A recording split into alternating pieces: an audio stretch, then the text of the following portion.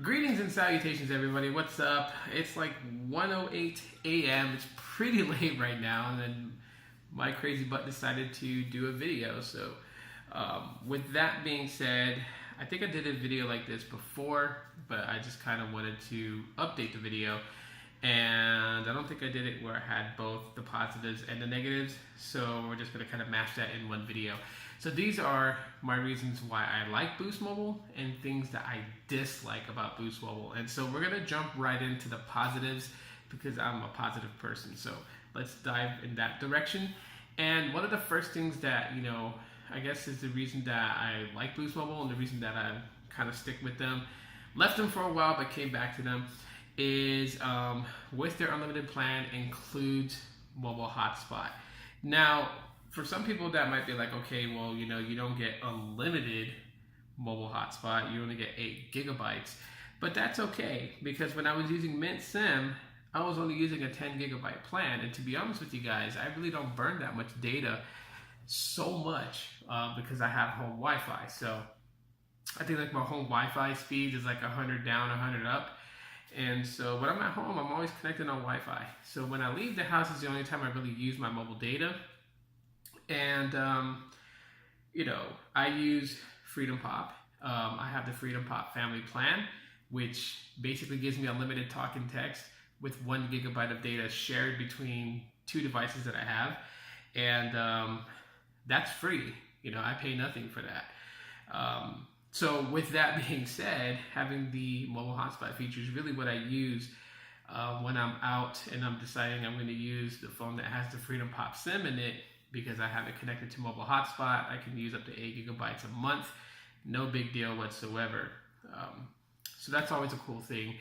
And I like that it is included with the unlimited plan. Second thing I like about Boost Mobile is the fact that they decided to change it up and include taxes in the plan. So if you're paying $50 for unlimited, it's $50 and no more, which is great. I knew they kind of had to go this route because it's really one thing to argue that point that you're paying taxes with your Boost Mobile plan. People were jumping ship to Metro because it was $50 unlimited, no taxes and fees included basically, so no additional charges. And you can argue that day in and day out. It doesn't matter if you can tell them that buying the phone includes taxes. It doesn't matter. The point is that the monthly plan rate on prepaid is taxes included. So that was one of the majority reasons why people jumped ship. So Boost Mobile really had to kind of go that route, which I'm thinking hopefully Sprint will do the same thing with their unlimited freedom, because that's still one hard argument point to put out, no matter how or what type of statements you have to combat in a debate. It's not going to change anything that taxes and fees are included. So that's a real good thing that Boost Mobile actually did that. Third reason I like Boost Mobile for the fact that, where I go, where I'm at, the services is great for me. It works phenomenally good and it's fast. And I can actually be in the same area with someone that has Sprint postpaid and they're slower than me. Now, I'm going to say and assume that it's because, Sprint postpaid has more subscribers using it.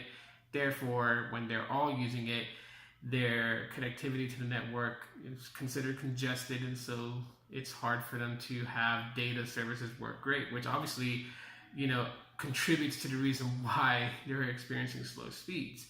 That and that their network's not built out as good as they're claiming it to be. But with Boost Mobile, I'm able to download things and, stream videos and stuff like that. No problems at all whatsoever.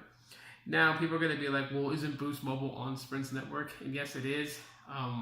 Again, this is just one of those weird situations where it's like, I'm able to gain faster data speeds with Boost Mobile service than I would with Sprint postpaid. Kind of the same like how Mint Sim, which runs on T-Mobile's network, was blazing fast compared to T-Mobile users. And while it does use T-Mobile's networks, they aren't as congested with subscribers as T-Mobile is. So I'm just thinking it has to kind of play along with that. So with that being said, that is one of the major things.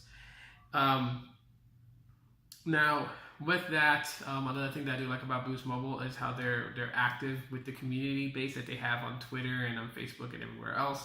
I like the fact that, they really kind of jump on the ball At the same time too, they kind of bring you content, whether some may feel is irrelevant or may find an interest in.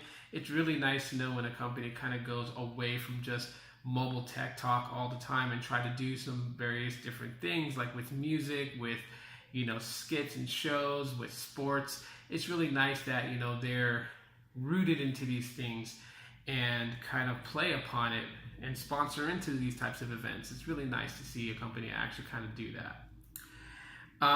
So let's kind of move to the things that I dislike about Boost Mobile, because like I said, I'm going to be real about this. The number one thing that I dislike about Boost Mobile is their phone selection. Now, I know this is not so much their fault.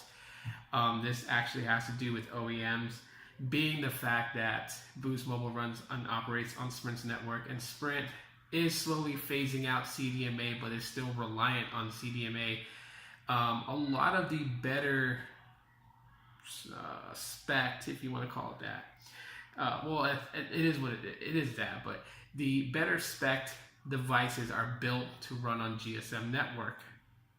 So with that, you see devices that are exactly the same, like for instance the Moto E4.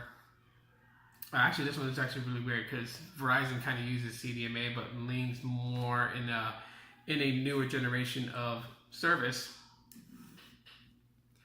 Sorry, I got heartburn. The Moto E4, people will say it's better spec'd on Verizon than it is on Boost Mobile. But we can even look at examples like the Stylo 3 and the Stylo 3 Plus on Metro. Obviously, differences there. Even going back to like the Stylo 2 and the Stylo 2 Plus on Metro, and even going back as far as the G Stylo, the original G Stylo on Metro, and then on Boost Mobile, there were significant differences. So it's always annoying to have a device that is a little bit more beefed up on a competitor's service, only because of the fact of the type of technology that they use. Kind of following in suit with devices, it really bugs and annoys the heck out of me that there's not a lot of devices that you can bring over. Even if you were to check to see, like for instance, my Huawei Honor 8, I went and checked it. I know it supports 3 of 5 of Boost Mobile's signals, which means that with the proper SIM card installed, you would be able to use the Honor 8 on Boost Mobile's network. However, because it's not fully compatible with CDMA, it's not granted permission to be activated, which is entirely weird. And people can sit there and say all this other stuff about the Honor 8, but let's face facts, they'll take any iPhone and place it on Sprint, Boost Mobile, Virgin Mobile, okay? I know that they have it on their website that says that Verizon versions are the only ones that really work with them, but let's just get real.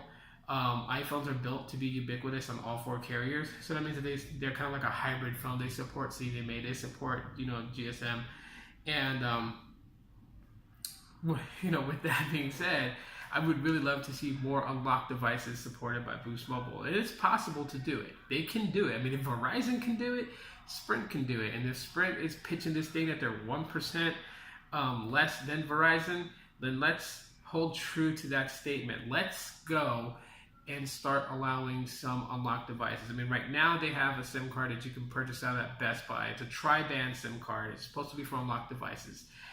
Let's support more phones, or even unlocked devices, because that's the thing. That's the thing that people are more going towards, is unlocked devices. So, yeah, let's kind of like try to go that route. But that's one of the major issues I have with Boost Mobile, is that still, again, following devices. It really has to be devices is the major reason that it is like Boost Mobile. Another thing is device compatibility. So they have a list of Sprint devices that can be brought over to Boost Mobile. And you guys will probably be in shock, because you're probably thinking like, they're weird for only allowing certain Sprint phones to be activated on Boost Mobile, and they use this lingo like they're not sure if this particular Sprint phone is compatible with Boost Mobile. There's no compatibility issues at all whatsoever. They run on the same network. The only difference is that one has a Sprint logo The other one has a Boost Mobile logo. The color of their logos, that's really all that's different. They still have same behavior characteristics. And yes, you know, and I know they don't do this anymore, but you could trick Boost Mobile into activating a Sprint device. Nowadays, it's a lot harder to do so. And that's only because the way that, you know, when they run the MEID, basically will tell them exactly what device it is. And because of the model number, it will actually let Boost Mobile know if this is a Sprint device or a Boost Mobile device. And you used to be able to trick them back in the day, but nowadays you can't. But it's just, it's painful, because if you say you were a Sprint postpaid customer, you purchased and bought out your phone, there's no other, you know, financial binds to that phone, still they won't allow you to activate it on Boost Mobile. That is ridiculous in my book. And then the last thing I dislike about Boost Mobile is their unlock policy. This, I can't stress how annoying it is. And I know some other prepaid carriers do it, like Simple Mobile. They expect the device to be active for a year. And that to me is just, you know, it's a little bit annoying. I could understand 90 days. I could understand maybe 6 months. You know, 6 months is kind of like, you know, a long, decent time. You know, because I mean, you buy a phone like, say, like my Galaxy J7, I bought it, and I know that it can be used on GSM because it's a global phone, and so is the Samsung J3 2016. That device is also a global phone. So there should be no issues at all getting it unlocked to be able to use on a different provider. There's videos where you can see that these phones are unlocked and used on different providers. But getting it unlocked is like pulling teeth. Number one, when you contact Boost Mobile to try and get it unlocked, they feed you all kinds of crap about it and try to, you know, throw, you know, a sheet over your eyes to kind of just throw you in a different direction. Like, one, they'll tell you, well, it hasn't been active on Boost Mobile for a year. Okay, well, so these phones are basically a year and a half old already, right? You're not really losing revenue if these phones were unlocked, sold, and given away. Okay, because obviously the person still has an account with Boost Mobile. And then they go off and they say that the phone has to be activated in order for them to actually go and unlock it. Not necessarily true, because of Sprint devices, we can unlock deactivated Sprint devices, because even though they are not active to a line, they still establish a connection with the network for us to send out a signal which tells the phone that it can unlock and accept a different SIM card. So that excuse is pretty much BS. And then even going forward, you know, when you do activate it, then it counts as a new activation, and then the time cycle resets. Like, you know, they tell you all these different excuses, and really at the end of the day, it's just more like, okay, you know what, I'm with you guys. I've bought about 4 or 5 more devices from you guys within that time that I've owned this phone that I'm asking for you to unlock. Just unlock it. Just get over with and unlock it.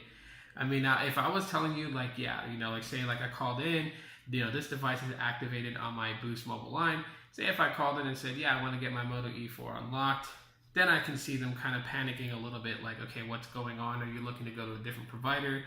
But if I'm asking you to unlock a device that I've owned for over a year, even if it hasn't been activated for an entire year, I'm asking you to unlock it. What's so hard? I mean, yes, if you're thinking that I'm going to port out and go somewhere else, do your normal spiel and ask me if I'm porting out or whatever, that's fine. But if I tell you I'm not porting out, and obviously the clues are showing that I'm not really porting out because I still have service with you guys with a newer device that I had bought, just unlock the phone. Why you gotta make it like it's pulling teeth? So anyways, guys, I mean, this is a pretty long video, but that's what I got so far right now. Things I like about Boost Mobile, things I dislike about Boost Mobile, and I know the things I dislike paid more towards device options and whatnot more than actually the service itself, and that's because the service is actually really good for me. May not be for you, but it is for me, and so that's why I stick with them. So if you guys enjoyed this video and found it informative, let me know by smashing that like button. First time checking out my videos, subscribe, really appreciate it.